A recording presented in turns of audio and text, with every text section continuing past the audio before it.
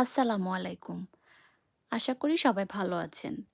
আজকে আপনাদের সাথে শেয়ার করব চিকেন কোফতা রেসিপি, যেটা খুব সহজেই আপনারা বাসায় বানিয়ে ফেলতে পারবেন এবং অসম্ভব মজার। প্রথমেই আমি চিকেনগুলোকে কিমা করে নিয়েছি। এরপর এতে আমি একে একে সব মশলা অ্যাড করে দিয়েছি।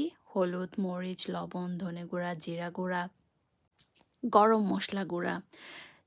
তারপর এগুলো ভালোভাবে মাখিয়ে এতে আমি 2 টেবিল স্পুন ব্রেড ক্রাম ইউজ করেছি।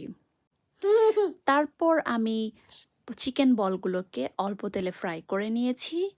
তারপর অন্য একটা প্যানে আমি দিয়ে দিয়েছি গরম মশলা এবং পেঁয়াজ বাটা, আদা বাটা, রসুন বাটা, টমেটো, মরিচ, ধনে, জিরা, আগের মতোই সব ধরনের মশলা দিয়ে, লবণ দিয়ে অন্য একটা প্যানে আমি এটাকে রান্না করে নিব। সাথে একটু দিয়ে দিয়েছি দই।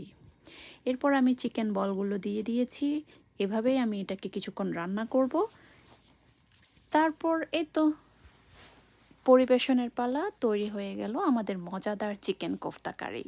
একদিন বাসায় ট্রাই করে দেখবেন।